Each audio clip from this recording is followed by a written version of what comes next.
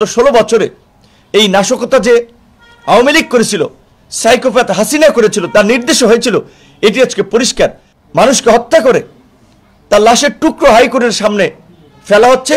গত 16 বছরে যাদের ডিএনএ টেস্ট করে চাকরি দেওয়া হয়েছিল, উচ্চ পদে বসানো হয়েছিল, তাদেরকে কিন্তু খুব বেশি রদবদল করা হয় নাই। তারপরেও এই সনদ কিভাবে বাস্তবায়ন হবে সেটি নিয়ে আমরা দেখেছি যে রাজনৈতিক বিভাজন এবং ভিন্ন মত তৈরি হয়েছিল, যেটি আগামী ত্রয়োদশ সংসদ নির্বাচনকে অনিশ্চিত করে তুলেছিল। প্রধান উপদেষ্টার এই ভাষণে আমার মনে হয় সেই সংশয়টি অনেকাংশে কেটেছে এবং প্রধান উপদেষ্টাকে ধন্যবাদ জানাই যে তিনি সমস্ত রাজনৈতিক পক্ষকে ব্যালেন্স করে কার্যত এবং সকলের মতামতকে প্রাধান্য দিয়েই এই জুলাই সনদ আদেশ জারি করার একটি পদক্ষেপ নিয়েছেন।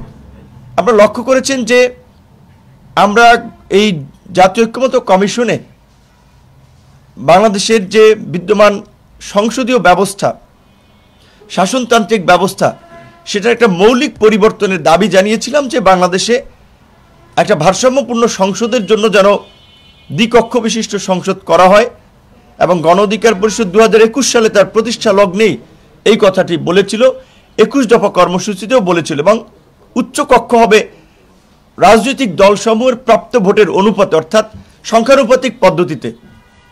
যদিও এখানে বাংলাদেশের প্রধান রাজনৈতিক দল আন্দোলন সংগ্রামে যাদের অগ্রণী ভূমিকা ছিল, বিএনপির এখানে ভিন্ন মত ছিল, কিন্তু সরকার অধিকাংশের মতকে প্রাধান্য দিয়ে দ্বিকক্ষ বিশিষ্ট সংসদের উচ্চ কক্ষ আনুপাতিক হারে সেটি এই জুলাই জাতীয় সনদ সেখানে রেখেছেন এবং যেখানে জামাত সহ বিভিন্ন রাজনৈতিক দল জাতীয় নির্বাচনের আগে গণভোটের দাবিতে কার্যত একটা জোরালো অবস্থান নিয়েছিল, সেখানেও আবার বিএনপির ধরেন নোট অফ ডিসেন্ট ছিল এবং আমরাও মনে করেছিলাম যে বাংলাদেশের বর্তমান বাস্তবতায় দাঁড়িয়ে এই সরকারের প্রশাসন এবং বাংলাদেশের রাজনৈতিক প্রেক্ষাপটে দুটো নির্বাচন এই অল্প সময়ের মধ্যে করা সম্ভব নয়। কারণ সরকারের ঘোষিত রোডম্যাপ অনুযায়ী, নির্বাচন কমিশনের ঘোষণার রোডম্যাপ অনুযায়ী তারা ফেব্রুয়ারির প্রথমার্ধে অর্থাৎ রমজানের পূর্বেই তারা জাতীয় নির্বাচন সম্পন্ন করতে চায়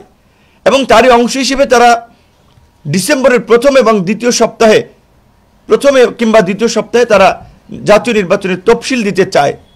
তো তাহলে তো 1 মাস সময় নাই। কাজী এই সময়ের মধ্যে এই জুলাই সনদের উপরে একটি গণভোট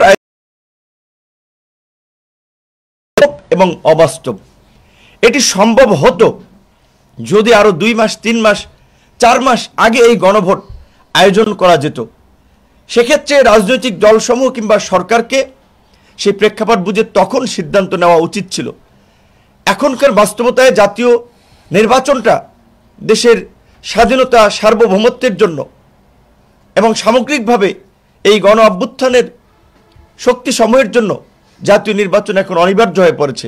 তাই আমরা চাই না যে কোনো অজুহাতে, কোনো কারণে জাতীয় নির্বাচন ভণ্ডুল হোক কিংবা পিছিয়ে যাক। যেই কারণেই আমরা বারবার জোর দিয়েছি যে জুলাই সনদও যেমন আমাদের প্রয়োজন এবং জুলাই সনদের উপরে একটা গণভোট যেমন জনগণের রাজনৈতিক দলসমূহের একটা দাবি, জাতীয় নির্বাচনের দাবি। তো কাজেই জাতীয় নির্বাচনের একই দিনে গণভোট যেন করার ক্ষেত্রে সরকার পদক্ষেপ নেয়। তো সেই ক্ষেত্রে সরকার কিন্তু সেই দাবিটা গ্রহণ করেছে এবং গণ অধিকার পরিষদ কিন্তু প্রেক্ষাপট বুঝে, আপনারা যদি আমাদের বক্তব্য লক্ষ্য করেন, আমরা কিন্তু শুরু থেকেই বলেছিলাম যে এই জাতীয় নির্বাচন এবং গণভোট একই দিনে করাটাই এই মুহূর্তে বাস্তবসম্মত। কাজে একদিকে উচ্চকক্ষে পিয়ারের দাবি তো অনেকের খুব জোরালো অবস্থান ছিল, আবার এইদিকে আপনার জাতীয় সংসদের একই দিনে গণভোট এবং সামগ্রিকভাবে আমি মনে করি যে রাজনৈতিক দলসমূহের চিন্তা ভাবনাকে প্রাধান্য দিয়ে সরকার একটা ভারসাম্য আনার চেষ্টা করেছে এই জুলাই জাতীয় সনদ আদেশ জারির ক্ষেত্রে এবং প্রধান উপদেষ্টার ভাষণের ক্ষেত্রে। একই সাথে প্রধান উপদেষ্টা ফেব্রুয়ারিতে জাতীয় সংসদ নির্বাচনের কথা পুনর্ব্যক্ত করেছেন, যা সরকার এবং প্রধান উপদেষ্টার নির্বাচনের প্রতি কমিটমেন্টকে আরও পরিষ্কার করেছে। কাজে এই ক্ষেত্রে আমরা এইটুকু আশ্বস্ত হতে পেরেছি অন্তত বোধহয় জাতীয় নির্বাচন নিয়ে, মানে ফেব্রুয়ারিতে জাতীয় নির্বাচন নিয়ে আর কোনো ধোঁয়াশা নাই। কিন্তু এই নির্বাচন বানচাল হতে পারে, এই নির্বাচন ভণ্ডুল হতে পারে, গণ অভ্যুত্থানের অংশীজনদের বিভাজনের কারণে, রাজনৈতিক দলসমূহের কারণে। কারণ নিশ্চয়ই আমাদের সকলের সামনে সেই অতীতের দৃষ্টান্ত আছে। সেই 111-এর পূর্বে, নির্বাচনের 11 দিন পূর্বে, যখন সমস্ত রাজনৈতিক দলের নেতারা, প্রার্থীরা রাজনীতির মাঠে প্রচার প্রচারণা গণসংযোগে ব্যস্ত, মাত্র 11 দিন আগে কিন্তু 111 তৈরি হয়েছিল। এই অভিজ্ঞতা রাজনৈতিক দলসমূহের মাথায় রাখতে হবে। এই মুহূর্তে যদি নির্বাচনের আগে কোনো অস্বাভাবিক পরিস্থিতি তৈরি হয়, যেটা আমরা দেখতে পেয়েছি, এই গণহত্যা এবং মানবতা বিরোধী অপরাধের দায়ে অভিযুক্ত প্রধান কালপ্রিট, প্রধান খলনায়ক, ভিলেন শেখ হাসিনার এবং তার দোসরদের রায়কে ঘিরে এই 13 তারিখ তথাকথিত লকডাউন এবং তার পূর্বে রাতে জনমনে আতঙ্ক তৈরি করার জন্য ঢাকার স্কুলের সামনে ককটেল নিক্ষেপ, যাত্রীবাহী বাসে আগুন এবং ঢাকার বাইরে বিভিন্ন জায়গায় নাশকতা করা, যেই নাশকতা এবং অগ্নিসংযোগ এই সাইকোপ্যাথ শেখ হাসিনা এবং তার দোসরেরা গত 16 বছর করেছিল বিরোধী দলের শান্তিপূর্ণ এবং গণতান্ত্রিক আন্দোলনকে বিতর্কিত করার জন্য, বিশ্ববাসীর সামনে নেতিবাচকভাবে তুলে ধরার জন্য। আজকে পরিষ্কার হয়েছে যে গত 16 বছরে এই নাশকতা যে আওয়ামী লীগ করেছিল, সাইকোপ্যাথ হাসিনা করেছিল, তার নির্দেশে হয়েছিল, এটি আজকে পরিষ্কার। আজকে আপনার মানুষকে হত্যা করে তার লাশের টুকরো হাইকোর্টের সামনে ফেলা হচ্ছে বিচারকদেরকে ভয় দেখানোর জন্য, আতঙ্কিত করার জন্য। আজকে আমরা দেখতে পাচ্ছি যে রাজনৈতিক দলসমূহের যে শক্ত ভূমিকা রাজপথে থাকার, সেটি আমরা দেখছি না। বরঞ্চ তারা আওয়ামী লীগের ভোট পেতে আওয়ামী লীগ তোষণের রাজনীতি করছে। এই আওয়ামী লীগ তোষণের রাজনীতি আমাদের সামনে ভয়ঙ্কর বিপদ ডেকে নিয়ে আসবে। তাই রাজনৈতিক দলসমূহকে আমরা পরিষ্কার করে বলতে চাই, নির্বাচনের পূর্বে আপনাদের সকলের ঈমান সঠিক হওয়া দরকার, জাতির সামনে অঙ্গীকার করা দরকার। আওয়ামী লীগ এবং তার দোসর জাতীয় পার্টি সহ এই ফাঁসিবাদের সহযোগীদের প্রশ্নে আপনাদের অবস্থান জাতির সামনে পরিষ্কার করতে হবে যে আওয়ামী লীগ এবং তার দোসরদের প্রশ্নে রাজনীতিতে আমরা বিন্দুমাত্র ছাড় দিব না। আমরা পরিষ্কার করেছি যে যারা আওয়ামী লীগের সাধারণ ভোটার, সাধারণ কর্মী, যারা গত 16 বছরেও জনগণের উপরে কোনো নির্যাতন, নিপীড়ন, জুলুম, অত্যাচার করে নাই, তাদের জন্য সকল দলের রাজনৈতিক দ্বার উন্মুক্ত। তারা রাজনীতি করবে, তারা এই দেশের নাগরিক। কিন্তু যারা গত 16 বছরে হত্যা, লুটপাট, গুম, খুন এবং জনগণের উপরে নির্যাতন, নিপীড়ন চালিয়েছে, তাদের কোনো ক্ষমা নাই। রাজনৈতিক দলসমূহকে পরিষ্কারভাবেই বলবো, এই বিষয়ে আপনাদের অবস্থান পরিষ্কার করতে হবে। অন্যথায় আপনাদের কারণেই কিন্তু এই ফ্যাসিবাদ ফিরে আসবে। আইন শৃঙ্খলা বাহিনীর আমরা এই লকডাউন এবং এই আওয়ামী ফ্যাসিবাদকে নির্মূল করতে দুর্বলতা লক্ষ্য করছি। আপনারা দেখেছেন গতকালকে ফরিদপুরের মহাসড়কে আপনার শিশুদের হাতেও দেশীয় অস্ত্র তুলে দেওয়া হয়েছে। তারা রাস্তা অবরোধ করে শেখ হাসিনার নামে স্লোগান দিচ্ছে, গোপালগঞ্জে স্লোগান দিচ্ছে, এমনকি অস্ত্র হাতেও অনেকে মিছিল মিটিং করছে। আইন শৃঙ্খলা বাহিনীর নাকের ডগায় কিভাবে এটি সম্ভব হচ্ছে? ওই ফরিদপুরে যখন ওই রাস্তাঘাট অবরোধ করেছে, এই জুলাই গণ অভ্যুত্থানে একটি শান্তিপূর্ণ ছাত্র আন্দোলনে হেলিকপ্টার থেকে গুলি চালানো হয়েছিল। তা আজকে আমাদের আইন শৃঙ্খলা বাহিনী কি করেছে? গুলি না চালিয়ে হেলিকপ্টার থেকে তো 2-1টা টিয়ার শেল ছাড়া যেত, তাদেরকে ছত্রভঙ্গ করা যেত। বরঞ্চ আমরা দেখেছি সেখানে কিন্তু প্রশাসন তাদের কাছে কিছুটা অসহায়ত্ব প্রকাশ করেছে। এই অবস্থা যদি চলতে থাকে, এই ঘটনার যদি আরও পুনরাবৃত্তি ঘটে, তাহলে জাতীয় নির্বাচন বাধাগ্রস্ত হবে। তাই আমি আইন শৃঙ্খলা বাহিনীর বিশেষ করে দায়িত্বে যারা আছেন তাদেরকে বলবো, আপনাদের শক্ত ভূমিকা প্রয়োজন। আমার মনে হচ্ছে আমাদের কাছে যে সমস্ত তথ্য আছে, সরকারের গোয়েন্দা সংস্থাগুলো, সেটা ডিজিএফআই বলেন, এনএসআই বলেন, এসবি বলেন, তারা একই লাইনে কাজ করছেন না। এক একজনে এক এক দিকে কাজ করছেন। সরকারের কেন্দ্রীয় নিয়ন্ত্রণ নাই। এই অবস্থা যদি চলতে থাকে, তাহলে কিন্তু আগামী নির্বাচন সুষ্ঠুভাবে সম্পন্ন করা সম্ভব না। আমরা জানি এইখানে বসে পুলিশ হেডকোয়ার্টারে এখনো স্বরাষ্ট্রমন্ত্রী আসাদুজ্জামান খান কামালের আপন ভাতিজি এখনো পুলিশ হেডকোয়ার্টারে আছে, কাদের আশ্রয় প্রশ্রয় আছে? নিশ্চয়ই সরকারের যারা ওইখানে বসে আছেন তাদের। এবং এটা বাস্তব যে এইভাবে সরকারের বিভিন্ন পদস্থ কর্মকর্তা 2-1 জনের বিরুদ্ধে ব্যবস্থা নেওয়া হয়েছে। গত 16 বছরে যাদের ডিএনএ টেস্ট করে চাকরি দেওয়া হয়েছিল, উচ্চ পদে বসানো হয়েছিল, তাদেরকে কিন্তু খুব বেশি রদবদল করা হয় নাই। কাজেই নির্বাচনের ক্ষেত্রে এখনো যেই সময় আছে, এই সময়ে যদি সরকার আইন শৃঙ্খলা বাহিনী প্রশাসনকে যদি ঢেলে না সাজায়, তাহলে কিন্তু আমরা যেভাবে একটা নির্বাচন চাই, ডক্টর ইউনূস যেভাবে একটি নির্বাচন দেওয়ার অঙ্গীকার করেছেন যে বাংলাদেশের ইতিহাসে সবচেয়ে একটি উৎসব মুখর একটি অংশগ্রহণমূলক নির্বাচন হবে, সেটি কিন্তু সম্ভব হবে না। সর্বশেষ রাজনৈতিক দলকে আমরা বলতে চাই যে রাজনৈতিক দলগুলোর তৃণমূলের নেতাকর্মীদের যে অসহিষ্ণু মানসিকতা, কিছু কিছু ক্ষেত্রে আমরা দেখি নির্বাচনের তফসিল দেয় নাই, এখনই এক দলের মিছিলে আরেক দল হামলা করছে, এক প্রার্থীর ব্যানার ফেস্টুন ছিঁড়ে ফেলছে, বিভিন্ন জায়গায় সংঘাত সহিংসতার ঘটনা ঘটছে।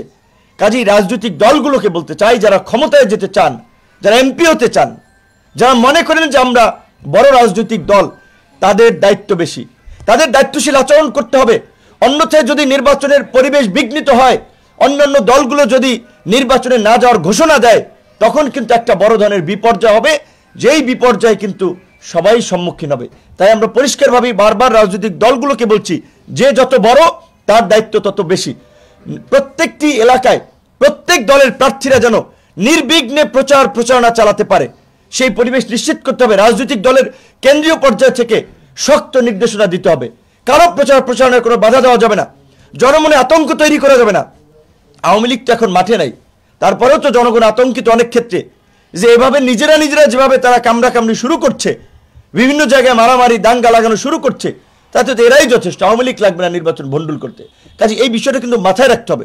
তাই আমরা বারবার যেটা বলি, সরকারের কিছু দুর্বলতা সত্ত্বেও আমরা দেখতে পাচ্ছি যে সরকার নির্বাচনী ট্র্যাকে আছে, নির্বাচন ফেব্রুয়ারিতে করার জন্য সরকার অঙ্গীকারবদ্ধ। বারবার দেশ এবং বিদেশের বিভিন্ন প্ল্যাটফর্মে প্রধান উপদেষ্টা পরিষ্কার করে বলছেন এইখান থেকে আর ব্যাকে যাওয়ার সুযোগ নাই। কাজে এখন রাজনৈতিক দলগুলো যদি সরকারকে সহযোগিতা না করি, শুধুমাত্র সরকারের পক্ষে একটি নির্বাচন আয়োজন করা সম্ভব নয়, সুষ্ঠু নির্বাচন আয়োজন করা সম্ভব নয়। এবং রাজনৈতিক দলগুলোকে আজকে জনগণকে আমরা বলবো, শুধুমাত্র যারা নিজ দলের পক্ষে ভোট চাইবে তাদেরকে আপনারা চিনে রাখুন, যারা প্রার্থীদের পক্ষে ভোট চাইবে এই স্বার্থপর গোষ্ঠীকে আপনারা চিনে রাখুন। ভোট চাইতে হবে আমাদেরকে এই প্রার্থীদের পক্ষে, মার্কার পক্ষে। একই সাথে এই যে জুলাই সনদের যে 4টি প্রস্তাবনা, যেই প্রস্তাবনার মধ্যে দিয়ে কার্যত আগামীর নতুন বাংলাদেশ আমরা পেতে যাচ্ছি, সেই জুলাই সনদের পক্ষে ভোট চাইতে হবে। জনগণকে এখন থেকে জানাতে হবে জনগণ কেন হাতে ভোট দিবে, কারণ এই হাতেই রয়েছে জনগণের মুক্তি। যেমনিভাবে দ্বিকক্ষ বিশিষ্ট সংসদের কথা রয়েছে, আমরা যে বারবার বলছি যে এই দেশে যেন ভবিষ্যতে কোনো ফ্যাসিবাদ তৈরি না হয়, স্বৈর শাসন তৈরি না হয়, তাই প্রধানমন্ত্রী রাষ্ট্রপতির ক্ষমতার ভারসাম্য আনয়নের কথা বলছি। 10 বছরের বেশি কেউ প্রধানমন্ত্রী থাকতে পারবে না, এই বিধান জুলাই সনদে আছে। বাংলাদেশের নির্বাচন নিয়ে 5 বছর পর পর যে সংকট তৈরি হয়, নির্বাচনকালীন নিরপেক্ষ সরকারের একটা সুন্দর সমাধান, তত্ত্বাবধায়ক সরকার ব্যবস্থা এই জুলাই সনদে আছে। সংসদে নারীদের জন্য 100 আসন নিশ্চিত করা, তাদের প্রতিনিধিত্ব বাড়ানো, এর কথা কিন্তু এই জুলাই সনদে আছে। সর্বোপরি একটা ভারসাম্যপূর্ণ সংসদ এবং জবাবদিহিতামূলক রাষ্ট্র নিশ্চিত করার জন্য বেশ কিছু কার্যকর প্রস্তাবনা সংস্কার এই সনদে আছে। আমাদের তরুণরা যে বিসিএস দিয়ে সবচেয়ে বেশি উদ্বিগ্ন থাকে যে বিসিএস পরীক্ষাটা ফেয়ার হয় কিনা, রাজনৈতিক দলগুলো তাদের নেতাকর্মীদেরকে বিবেচনা করে কিনা নিয়োগের ক্ষেত্রে, এই জুলাই সনদে রয়েছে যে 3টা পিএসসি আপনার হবে, একটা শিক্ষা, একটা সাধারণ, একটা চিকিৎসকদের, মানে 3টা কমিশন হবে। এই 3টা কমিশনকে নিয়োগ প্রদানের জন্য একটা স্বাধীন এবং স্বতন্ত্র বডি থাকবে, সেই বডিতে থাকবে সরকারি দলের স্পিকার, বিরোধী দল থেকে ডেপুটি স্পিকার। এইভাবে কিন্তু যেন দলকানা ব্যক্তিরা ওই পিএসসিতে নিয়োগ না পায় সেই ব্যবস্থা করা হচ্ছে। দেশের দুর্নীতি নির্মূল করার জন্য, সুশাসন নিশ্চিত করার জন্য দুদক যেন স্বাধীনভাবে কাজ করতে পারে, সেই দুদককে সংবিধিবদ্ধ প্রতিষ্ঠান থেকে একটি স্বাধীন সাংবিধানিক প্রতিষ্ঠানে পরিণত করার বিষয়ে এই জুলাই সনদে আছে। কাজেই আমরা যদি শুধুমাত্র দলের পক্ষে ভোট চাই, তাহলে কিন্তু জুলাই সনদটি চাপা পড়ে যেতে পারে। অর্থাৎ আমাদের জনগণ অধিকাংশ ক্ষেত্রে তাহলে কিন্তু এই জুলাই সনদে ভোট দেওয়ার বিষয়টি আগ্রহ হারাবে। তাই রাজনৈতিক দলের যে সমস্ত প্রার্থীরা জুলাই সনদের পক্ষে ভোট চাইবে না, প্রচারণা চালাবে না, তারা আমরা মনে করি তারা দেশদ্রোহী, গণ অভ্যুত্থান বিরোধী। কারণ এই জুলাই সনদের যদি জনসমর্থন ওইভাবে তৈরি না হয়, তাহলে গণ অভ্যুত্থানের বৈধতা নিয়ে কিন্তু প্রশ্ন উঠবে।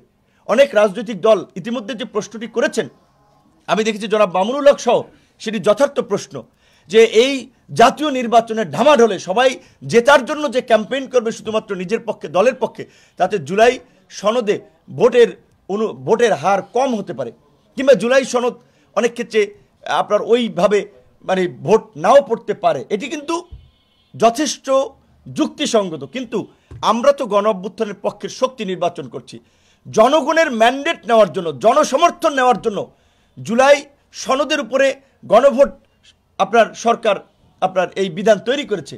কাজে এটি যদি আমরা প্রচারণা না করি, প্রার্থীরা যদি প্রচারণা না করে, গণ অভ্যুত্থানের শক্তিসমূহ না করে, তাহলে তো গণ অভ্যুত্থানের বৈধতাই তো সংকটে পড়বে। তাহলে তো ভবিষ্যতে এই গণ অভ্যুত্থানের নামে ক্ষমতা দখলের জন্য কারো ভবিষ্যতে বিচার হতে পারে, ফাঁসি হতে পারে ভবিষ্যতে। কাজেই এইটা মাথায় রেখেই আশা করি সকল রাজনৈতিক দল নিজেদের ছোটোখাটো মত পার্থক্য ভুলে তারা জাতীয় নির্বাচনে নিজেদের দল এবং মার্কার পক্ষে ভোটের পাশাপাশি জুলাই সনদের পক্ষে হায় এবং না যে বিধান করা হয়েছে সেখানে হায়ের পক্ষে ভোট প্রার্থনা করবেন, এবং রাজনৈতিক দলসমূহ একটা সহনশীল সম্প্রীতির পরিবেশ তৈরি করে আগামী নির্বাচনকে কিভাবে উৎসব মুখর এবং অংশগ্রহণমূলক করা যায় সেই বিষয়ে পদক্ষেপ নেবে। আর গণ অধিকার পরিষদের পক্ষ থেকে যে দাবি, আমরা যেটা বলেছি অন্তত উচ্চকক্ষে পিয়ার, সেই ক্ষেত্রে গণ অধিকার পরিষদ 300 আসনেই নির্বাচন করার সিদ্ধান্ত নিয়েছে। কারণ সহজ হিসাব, যদি আমরা 100 আসনে আমরা কোনো নাও জিতি, যদি 50,000 করে ভোট পাই 50 লাখ কিন্তু ভোট, আরও 100 আসনে যদি 20,000 করে ভোট পাই 20 লাখ ভোট, 70 লাখ ভোট, আরও 100 আসনে যদি 10,000 করে ভোট পাই 10 লাখ ভোট, 80 লাখ ভোট, তাহলে ইজিলি আমরা 80 লাখ থেকে একেবারে কম ধরলাম, 80 লাখ থেকে 1 কোটি ভোট যদি আমরা পাই, জাতীয় সংসদের ভোট হচ্ছে 12,76,00,000, সেখানে যদি 80% ভোট কাস্টিং দেখি 10 কোটি সামথিং ভোট কাস্ট হবে, তাহলে 1 কোটি ভোট পেলে প্রায় আমাদের আপনার 12-13 জন সংসদ সদস্য প্রার্থী উচ্চকক্ষে কিন্তু আমাদের প্রতিনিধিত্ব থাকতে পারবে। তাই আমরা গণ অধিকার পরিষদ আগামী নির্বাচনে এই নিম্নকক্ষে প্রার্থীর পাশাপাশি 300 আসনেই প্রার্থী দেওয়ার সিদ্ধান্ত নিয়েছি।